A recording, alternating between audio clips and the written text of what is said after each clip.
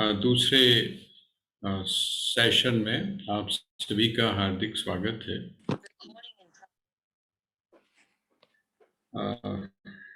हम जो चर्चा कर रहे हैं वो कर रहे हैं श्रीमद् भगवद गीता अध्याय नंबर 11 और श्लोक नंबर 50। संजय उवाच इत्यर्जुनम वासुदेवस्तथोक्त्वा। मैं आपसे ये निवेदन कर रहा था कि हम वसुदेव और वासुदेव इन दोनों शब्दों का थोड़ा सा अंतर समझ लें। इसलिए समझना जरूरी है क्योंकि इससे जुड़े हुए इसी तरह के कई शब्द हैं जिनका प्रयोग हम कभी कभी बहुत गलत कर जाते हैं। भरद्वाज और भारद्वाज, आप लोगों ने सुना होगा कि जब आप गोत्र लिखते हैं तो गोत्र में आपसे पूछा जाता है तो कौन है, तो आप उसमें लिख देते हैं भरद्वाज, लेकिन भरद्वाज नहीं है, वो भारद्वाज है ना।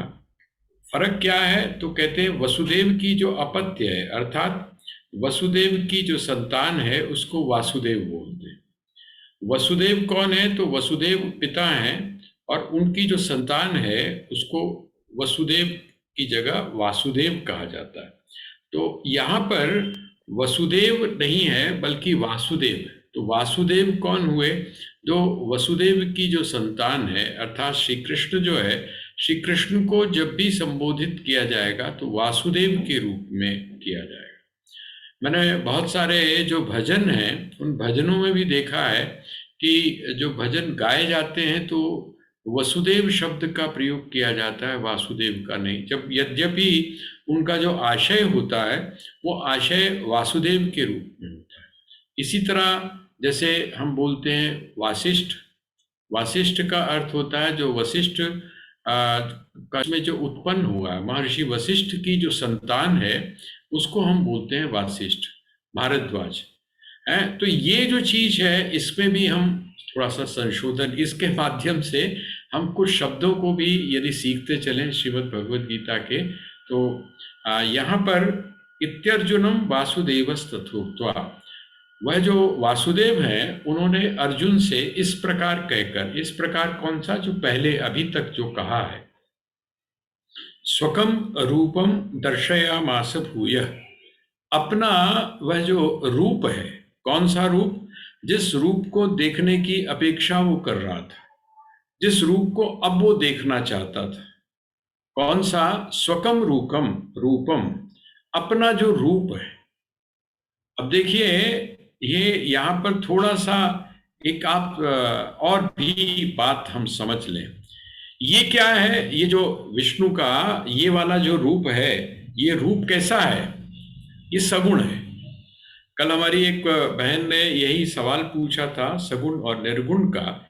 यहाँ पर देखिए रूपम शब्द का, अब हम लोग विराट रूप बोल तो देते हैं, विश्व रूप बोल तो देते हैं, लेकिन जब आप विराट या विश्व रूप बोलते हैं तो क्योंकि हमको रूप के माध्यम से देखने का एक आदत पड़ी हुई है, इसलिए हम उसको असीम को भी किसी ना किसी रूप में बांध देते हैं। आपने चित्र देखा होगा ना, जो विश्व रूप है या जो विराट रूप है भगवान का, उसका अगर आपने चित्र देखा हो तो है तो वो विराट।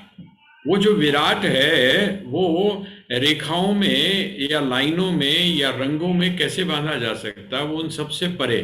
इसका मतलब इंद्रिया जो अतीत है, इंद्रियों से जो अतीत है, इंद्रियों से जो परे है, उसको भी हम क्या है, उसको जानने के लिए या समझने के लिए हम कोई ना कोई माध्यम ऐसा बनाते हैं जिससे कि हम उसको इंद्रिय से देख सकें। कहते हैं यहाँ पर रूपम, रूपम कौन सा है? तो रूपम है ये जो भगवान विष्णु का रूप है। अब आप देखिए जिस समय आप उसके पूरे रूप को देखते हैं, आप जरा गौर से कभी देखिएगा तो उनके जो मुख हैं, उनके मुख जो हैं, उन मुखों में बहुत सारे मुख हैं। वो तो एक सिंबलाइज करके कुछ मुख दिखाए हैं, लेकिन कोई भी मुख ऐसा नहीं है जो उसका ना हो, कोई भी हाथ ऐसा नहीं है जो उसका ना हो, कोई भी पैर उसका ऐसा नहीं है जो ना हो। इसका मतलब जो संपूर्ण है, जिसको हम बहुत बोलते हैं, एकम रूपम रूपम प्रतिरूपो बद्भुव। कहते हैं वह जो परमात्मा था उसने जब अपना रूप बनाया तो वो रूप किस प्रकार का बनाया, एक रूप नहीं बनाया, उसने बहुत सारे रूप अपने बनाए। तो वो जो बहुत सारे रूप हैं उन बहुत सारे रूपों को हम सीमित कर लेते हैं। अगर हम उन सबको मिलाकर देखें तो वो बनता है विराट रूप, है ना। लेकिन यहां पर कहते हैं स्वकम रूपम, अपना जो रूप है।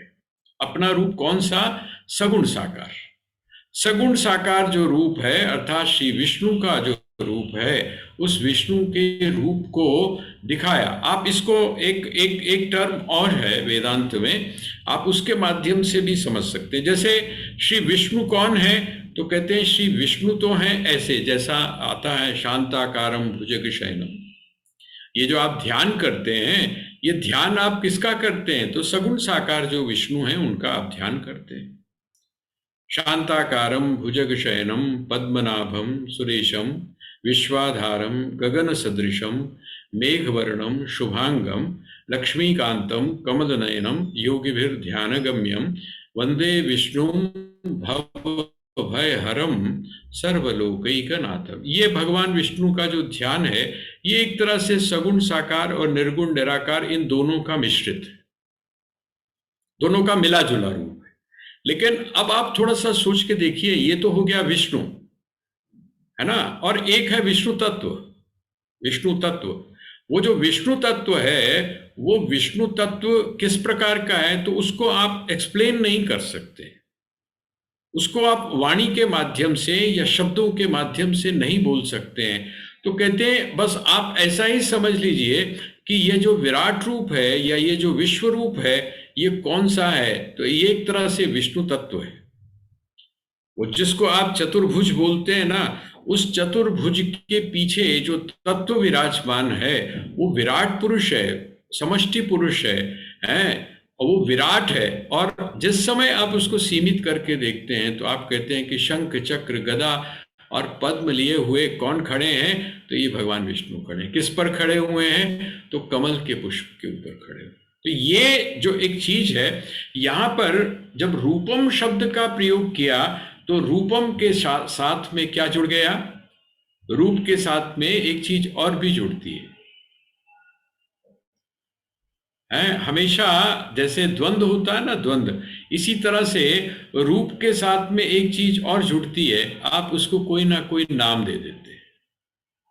आपने देखा होगा कि विज्ञान में जब कोई चीज किसी के द्वारा खोजी जाती, उससे पहले उसका कोई खास नाम नहीं होता, लेकिन जब वो खोजी जाती है तो उसके साथ में जो साइंटिस्ट है, उस साइंटिस्ट के साथ में या तो उसके नाम को जोड़कर दे दिया जाता है, और नहीं तो उसका एक विशेष कोई नाम उसके स्वभाव के अनुसार, उसके गुण के अनुसार, उसकी प्रकृति के अनुसार हम उसका नाम दे देते हैं। तो ये जो रूप है, इस रूप के साथ में नाम का भी, तो कहते हैं कि ये जो स्वकम रूपम दर्शयामास भूयः, वो जो भगवान विष्णु का जो नाम है, जिसको वह दर्शन करना चाहता है चतुर्भुज के रूप में, तो भगवान ने क्या? स्वकम रूपम दर्शयामास भूयः आश्वासयामास च भीतमेनं भूत्वा पुनः सौम्य वपुर महात्मा। उन्होंने क्या किया? आश्वस्त किया। क्या आश्वस्त किया? क्या आश्वस्त किया?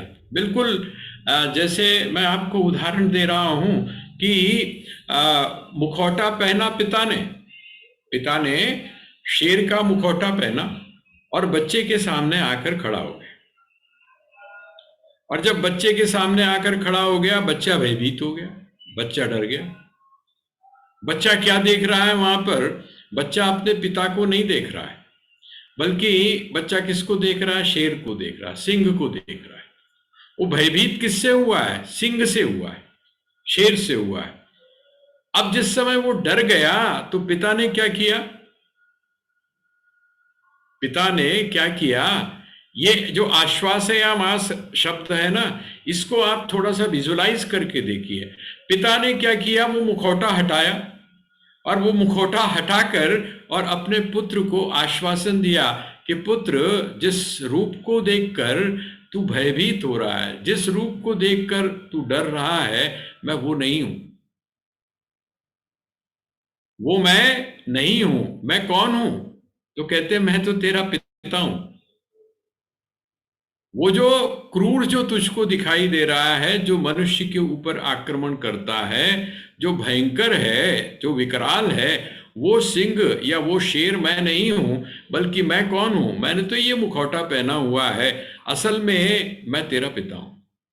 आश्वासयामास का अर्थ है आश्वासन दिया कि अरे भाई, जिसको देखकर तू भयभीत हो रहा था उससे भय की कोई आवश्यकता नहीं है, क्योंकि उसके मूल में कौन है? उसके मूल में कौन है? कहते हैं उसके मूल में मैं ही, अर्थात वह जो विष्णु तत्व है वो विष्णु तत्व ही है। इसका मतलब वो जो विकराल है उस विकराल में और ये जो सौम्य रूप है, इन दोनों के अंदर किसी भी प्रकार का अंतर नहीं है। सौम्यता और जो रौद्रपना है, रुद्रपना है ना, ये दोनों एक ही है।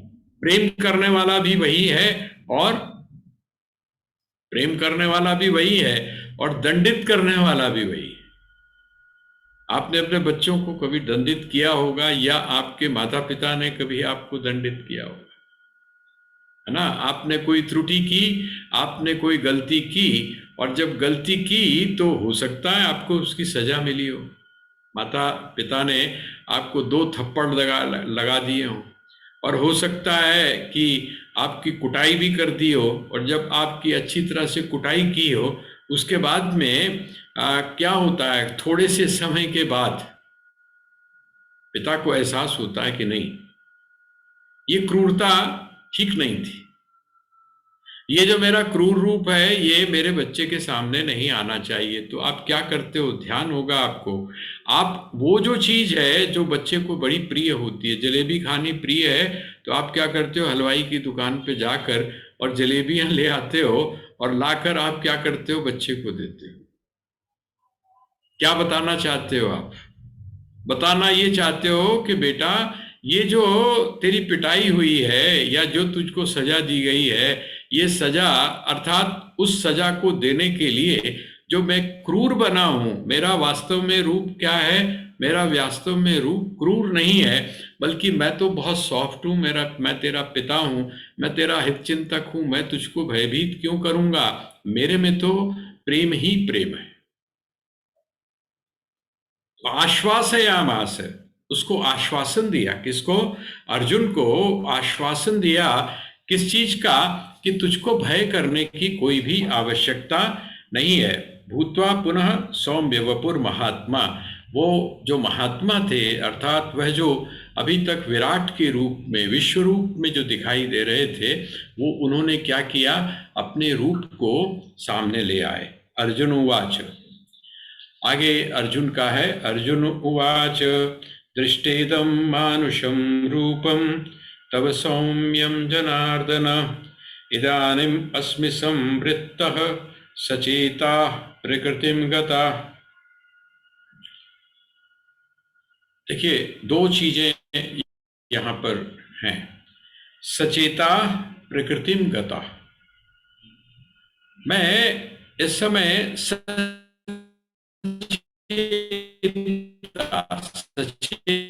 का मतलब सचेत। सचेत का अर्थ होता है कि मेरा जो चित्त है वो क्या हो गया? स्थिर हो गया। जैसे सचेत कहते हैं ना कि आदमी सचेत हो गया। सचेत होने का मतलब क्या है? सचेत का जो दूसरा है उसको हम बोलते हैं मूर्छित। आप उसके लिए सचेत है और एक होता है अचेत। अचेत शब्द का भी आपने प्रयोग सुना होगा। अचेत का मतलब होता है मूर्छित होकर गिर जाना। मूर्छित होकर गिरने का मतलब क्या है? कि जड़ बन जाना। अभी तक क्या हुआ था? उस रूप को देखकर अर्जुन के स्वभाव में, अर्जुन की प्रकृति में, उसके अनुभव में जो 2 चीजें, अर्थात उसका जो व्यवहार है वो बदल गया था। कहते क्या? कहते एक तो वो अचेत हो गया था। अचेत क्यों हो गया था? जड़ हो गया था। जैसे आपके सामने थोड़ा सा सोच कर देखिए, आप कहीं से जा रहे हो, आप जंगल में कहीं से जा रहे हो और वो शेर आके आपके सामने खड़ा हो जाए,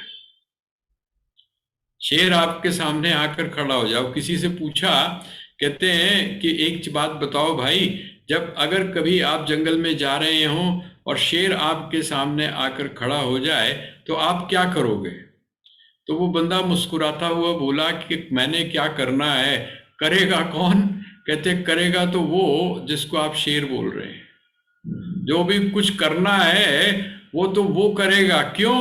क्योंकि मैं तो करने की स्थिति में हूंगा ही नहीं, मैं तो जड़ हो चुका हूंगा, पत्थर बन चुका हूंगा। मेरे में तो जिसको बोलते हैं ना, शून्य हो चुका होगा मेरा पूरा शरीर, उसकी जो चेतना है वो चेतना समाप्त हो चुकी होगी। तो जिस समय अर्जुन ने उस विराट रूप को देखा था तो क्या हुआ था? तो ये हुआ था कि वो अचेत हो गया था। एक दूसरा, जो प्रकृतिम गता, प्रकृतिम गता का अर्थ है कि जो प्रकृति होता है, प्रकृति है अर्थात आप में जिसके कारण स्थिरता आती है। जैसे आप जिस समय प्रकृति के बारे में पढ़ते हैं सांख्य योग में, तो वहां कहते हैं कि सत्व, रज और तम, सतोगुण, रजोगुण और तमोगुण, इनकी जो साम्य अवस्था होती है ये प्रकृति होती है। आयुर्वेद में जब आप पढ़ते हैं तो आयुर्वेद क्या कहता है? आयुर्वेद में जिसको आप प्रकृति बोलते हैं ना, उस प्रकृति को ही आप ऐसा मान लीजिए स्वस्थ हो गए। आपसे अगर पूछा जाए कि स्वस्थ होने की परिभाषा क्या है, स्वस्थ होने की परिभाषा, तो आप कहेंगे कि स्वस्थ होने की परिभाषा ये है कि आपके में किसी भी प्रकार का कोई रोग न रहे, किसी भी प्रकार का कोई रोग न रहे, इसी को बोलते हैं कि स्वस्थ होना। निरोग होना अर्थात स्वस्थ होना। अब वो आपसे फिर कोई पूछे कि रोग क्यों होता है, तो कहते हैं इसलिए क्योंकि वात, कफ और पित्त, ये जो तीन चीजें हैं, इनमें जिस समय अप डाउन हो जाता है, ये जिस समय समान नहीं रहते हैं, एक तरह से नहीं रहते हैं, इसमें कुछ बढ़ जाता है और जब कुछ घट जाता है तब हम रोग में आ जाते हैं। इसका मतलब जो प्रकृति है वो प्रकृति जिस समय विकृति के रूप में, हमारे विकार के रूप में आ जाती है तो हम रोगी हो जाते हैं। यहां पर बिल्कुल वही चीज है। वो कहते हैं प्रकृतिम गता, मेरा तो संतुलन ही सारा बिगड़ गया था। मेरा जो वैचारिक संतुलन था, सत्व, रज और तम, इनका जो साम्य अवस्था होनी चाहिए थी, इनमें एक जो संतुलन होना चाहिए था, वो संतुलन मेरा बिगड़ गया था। ये होती है प्रकृति। प्रकृति का मतलब है जब आप अपने स्वभाव में रहते हैं। स्वभाव का मतलब समझ रहे हैं ना? एक तो स्वभाव होता है जिसको आप नेचर बोलते हैं, आपका जो नेचर है। अब प्रत्येक व्यक्ति का जो नेचर है वैसे तो अलग अलग है, लेकिन जब आप आध्यात्मिक दृष्टि से देखते हैं तो आपका स्वभाव कौन सा है? देखिए, स्व लिखिए, आगे प्लस कर दीजिए और उसके आगे आप भाव लिख दीजिए। स्व मैंने क्या होता है? आपका अपना।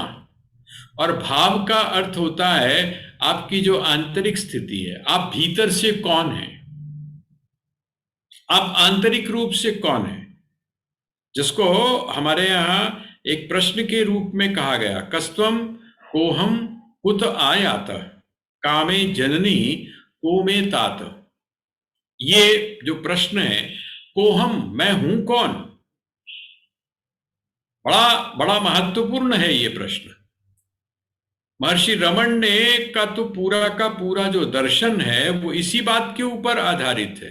वो तो ये कहते हैं कि आपकी सबसे बड़ी साधना है कि आप अपने ही आप से ये पूछना प्रारंभ कर दें, क्या, कि मैं कौन हूं।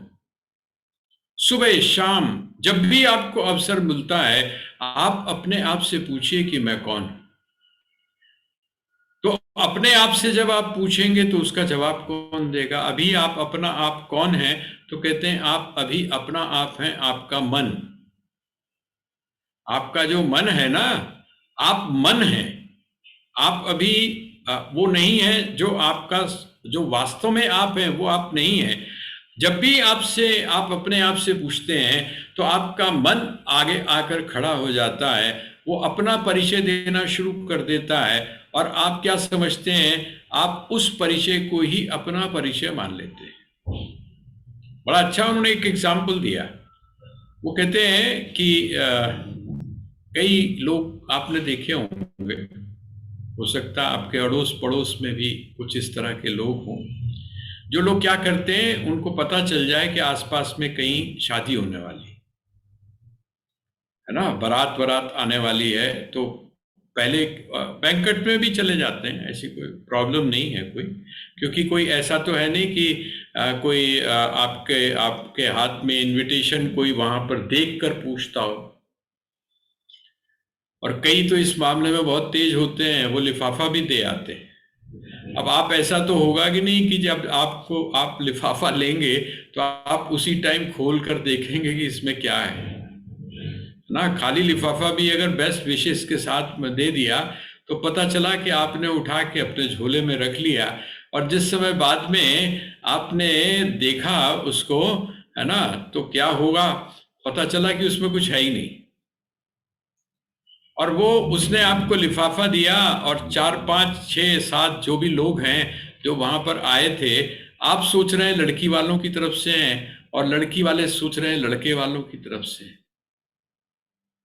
ना तो लड़की वाले बोलते हैं कि भाई आप पूछेंगे तो अपमान हो सकता है ना, लेकिन इसी तरह से वो पूछते हैं, और उसका लाभ कौन उठाता है, कहते हैं वो जो सज्जन महापुरुष होते हैं वो उसका लाभ उठाते हैं। उनकी जिसको बोलते हैं ना, फ्री में पार्टी हो जाती है, फ्री में उनकी बड़ी फर्स्ट क्लास होटल के अंदर या जो भी स्थान है वहां पर उन्होंने अपना खाया पिया और मुंह पोंछा, और उसके बाद में चले गए। महर्षि रमन ने ये एग्जाम्पल दिया, कहते लेकिन बाई चांस अगर दोनों पक्ष मिल जाएं और दोनों को शक हो जाए, दोनों को अगर शक हो जाए और वो ये पूछे कि जी ये क्या आपकी तरफ से हैं, और आप उनसे ये पूछें ये क्या आपकी तरफ से हैं, तो उसकी स्थिति उस समय क्या होगी।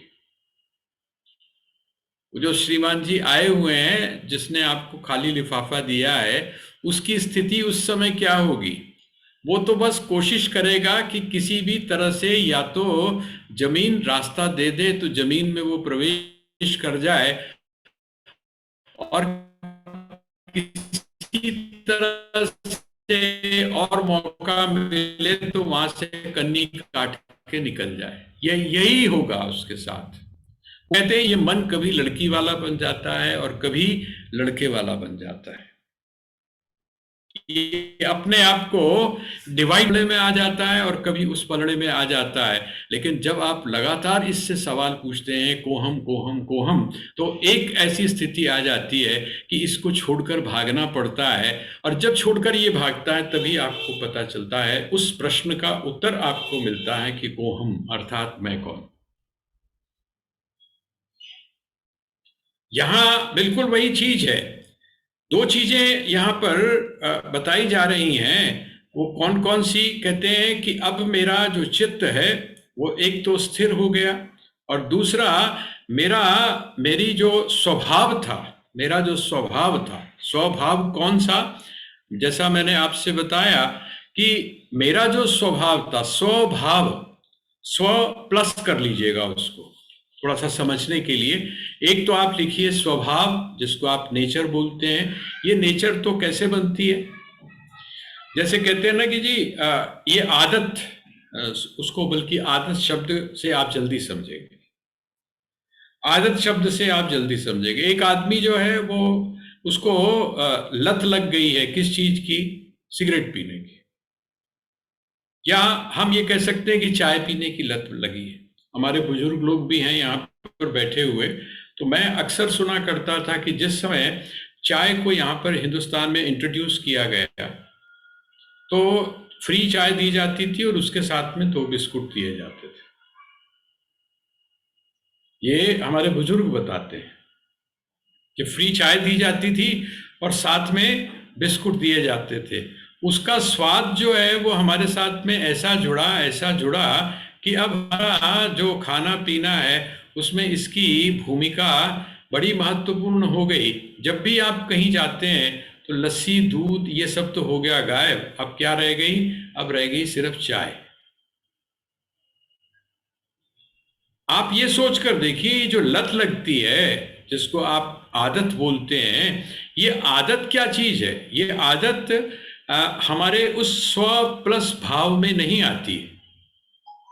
एक व्यक्ति है, वो व्यक्ति कितनी उम्र में लेता है? वो जो व्यक्ति है वो कितनी उम्र में सिगरेट पीना शुरू करता है?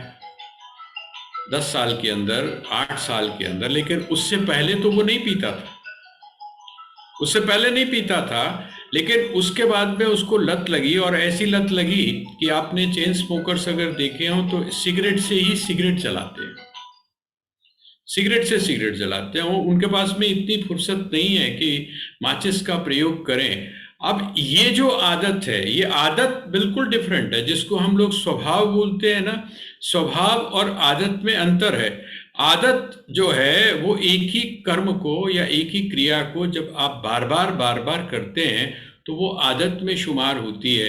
लेकिन जिस समय जिस समय आप स्वभाव की बात करते हैं तो उस स्वभाव का मतलब क्या है? उस स्वभाव का अर्थ है आपका जो आंतरिक जो अंतर है, आपका जिसको ऑर्गेनिज्म बोलते हैं, जिसको आप जन्म जन्मांतरों के संस्कारों को लेकर आप चले आ रहे हैं, वो है आपका स्वभाव।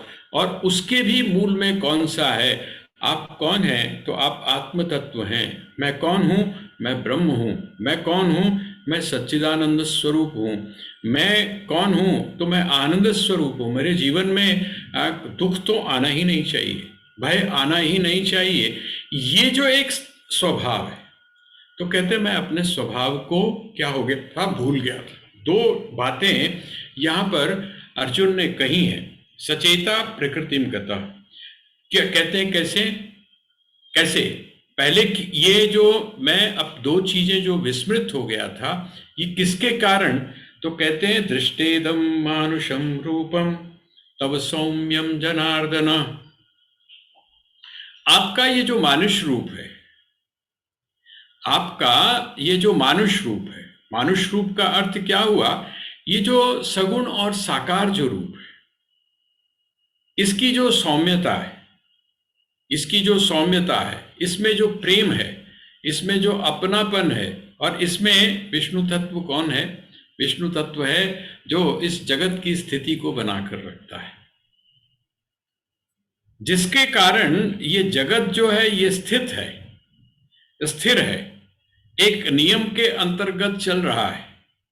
हम लोग कल जो चर्चा कर रहे थे वहां पर यही बात आई थी कि जो हनुमान जी थे, हनुमान जी को कहा कि भाई किसको गुरु बनाया जाए। हनुमान जी जो है उनका गुरु कौन है?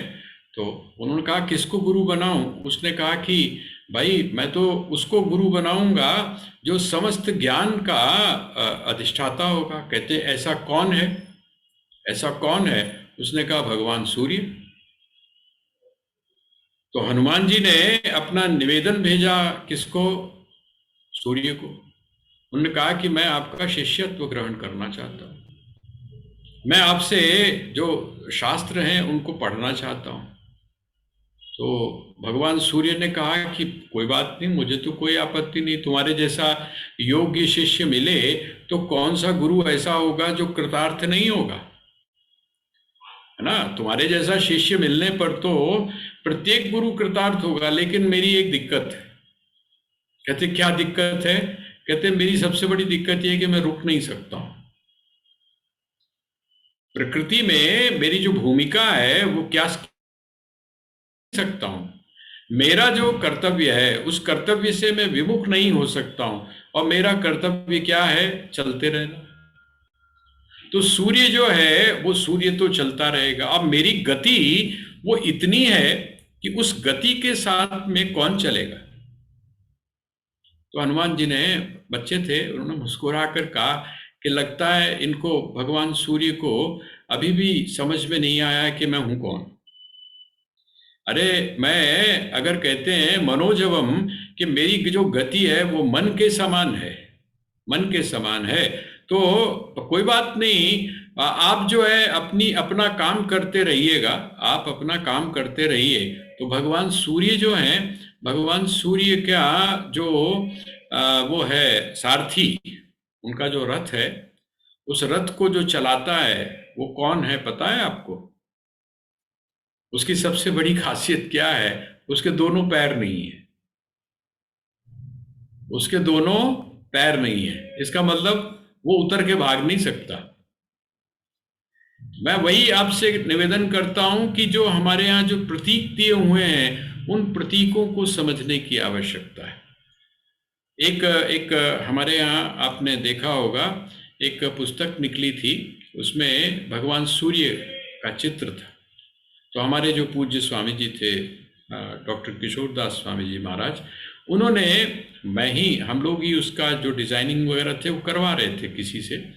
तो जब हम डिज़ाइनिंग करवा रहे थे, उन्होंने टोका मुझे, कहते हैं काका ये जो है, ये जो इसका सारथी है, एक तो उसकी टांगे नहीं है। मतलब उनका इतना कैलकुलेशन था इस बारे में कि घोड़े अगर हैं तो कितने होने चाहिए, क्योंकि प्रतीक है वो जो सिंबल है वो प्रतीक है। अश्व उसमें कितने होने चाहिए? अब जैसे 7 घोड़े हैं तो 7 रंगों के हो गए, ठीक है। वो जो सारथी है, अब वो सारथी क्या, अब भगवान की तरफ देखिए, सारथी क्या होता है? आपने भगवान कृष्ण की एक इधर पूर्व की तरफ कहीं एक चित्र बना हुआ है, आप कभी उसको देखेंगे तो आप उस चित्र को देखकर रोना शुरू कर देंगे। उसका कारण क्या है? उसका कारण ये है कि आपने बहुत सारी चीजें देखी होंगी, लेकिन आपने कभी ये कल्पना नहीं की होगी कि कृष्ण जो है जब सारथी बने तो सारथी का स्थान कहाँ होता है? रथ में। सारथी का जो स्थान होता है वो रथ में किस जगह पर होता है? आगे की तरफ होता है और थोड़ा नीचे होता है, नीचे होता है, ठीक है। सोचिए कि भगवान जो है, उन भगवान की का हमारे प्रति, अर्थात अपने जो भक्त हैं उनके प्रति उनका अनुराग, उनका प्रेम किस सीमा तक है। अच्छा, दूसरा क्या है, अब आप युद्ध कर रहे हैं, थोड़ा सा इमेजिन करके देखिए, अर्जुन जो है वो युद्ध कर रहा है। अब जब युद्ध कर रहा है तो उसकी दृष्टि कहां पर है? उसकी दृष्टि है सामने, शत्रु के ऊपर। अब वो इशारा कर रहा है, चाहता है अपने सारथी को इशारा करके कि भाई या इसको दाईं तरफ मोड़ो या बाईं तरफ मोड़ो या इस एंगल के ऊपर आप मोड़ो। तो अब वो कैसे मोड़ेगा? तो वो पता है, वो कहते हैं कि जो उसका जो रथवान, जो रथ चला वो होता था, योद्धा जो होता था, उसका जो पैर होता था वो उसके कंधे पर होता था, कंधे के पास में, और वो कंधे के पास से इशारा करता था। तो भगवान जो है जिस समय युद्ध करने के लिए जाते थे तो किसका, अर्जुन जो है, और अर्जुन का जो पैर है वो भगवान की पीठ के साथ में लगा रहता था, और वो इशारा जब करता था तो यहाँ तक कभी कभी हो जाता था कि उनके जो पीठ थी उस पीठ में से रक्त भी बहने लगता था।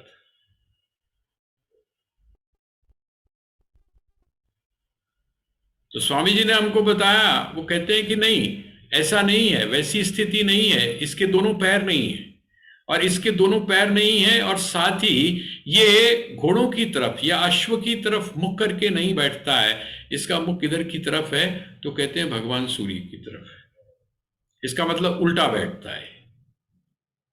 तो वो जो उन्होंने थे अपना हनुमान जी ने कहा कोई बात नहीं, आप अपने कर्तव्य का पालन करते रहिए, और मैं क्योंकि मनोजवम हूँ, मन से भी गति ज्यादा मेरी है, तो मैं आपके साथ में। और पढ़ते पढ़ते पढ़ते, घूमते घूमते उन्होंने क्या किया, वो वहां पर उन्होंने शिक्षा ग्रहण की। हम लोग बैठकर शिक्षा नहीं प्राप्त कर पाते, है ना। बार बार हम लोग निवेदन करते हैं सबसे कि भाई आप लोग पहले स्थिर होकर बैठ जाइए, लेकिन हम लोग क्या होता है, जिस समय क्लास शुरू हो जाती है तब भी हम मूवमेंट में रहते हैं, है ना। हमारा जो मन है वो विचलित ही रहता है। लेकिन अगर आप इस तरह की स्थिति को देखें, गंभीर विषयों पर जब चिंतन होता है और खास करके जो अध्यात्म है, वहां पर बहुत बड़ी स्थिरता आपके मन की और आपके शरीर की दोनों की चाहिए। वो स्वभाव कौन सा है? अब वो कहता है कि आपका ये जो मानुष रूप है, मनुष्य का जो रूप है, दृष्टेदम मानुषम रूपम तव सौम्यम जनार्दन। हे जनार्दन, आपका यह जो सौम्य रूप है, और सौम्य रूप होने के साथ में मानुष रूप, मनुष्य की तरह आप यहां पर है। भाई मुख भी है, हाथ भी है, पैर भी हैं, तो मनुष्य की तरह ही रूप है ना। आपका ये जो मानुष रूप है, इस मानुष रूप को देखकर क्या है, कहते हैं इसको जब मैंने हे जनार्दन देखा तो मैं सचेत भी हो गया और मैं अपनी प्रकृति को भी प्राप्त हो गया। अब आप सिंपली जिस समय इसका अर्थ पढ़ेंगे तो मुझे लगता है कि वो स्पष्ट, क्योंकि इसमें दो चीजें, सचेता प्रकृतिम गतः, ये ज्यादा समझने की है कि सचेत होने का और प्रकृति को प्राप्त करने का अर्थ क्या है। अगला श्लोक है, श्री भगवान उवाच सुदुर्दर्शमिदं रूपं दृष्टवानसि यन्मम देवा अप्यस्य रूपस्य नित्यं दर्शनकांक्षिणः। देखिए, वो कहते हैं कि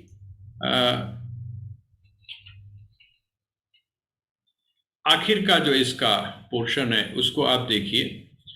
आखिर का पोर्शन है कि देवा अपि अस्य रूपस्य नित्यम दर्शन कांक्षिणा। ये जो रूप है, इस रूप को देखने की इच्छा देवताओं में भी रहती है सदैव। मतलब देवता भी मेरे इस रूप को देखना चाहते हैं, लेकिन नहीं देख पाते, नहीं देख पाते। ये क्या चीज बता रहा है? ये इस रूप के महात्म्य को बता रहा है। कौन से रूप का? वो जो विराट रूप है। विराट रूप का जो महात्म्य है वो ये है कि देवता भी इसके लिए तरसते हैं, है ना। और ये जो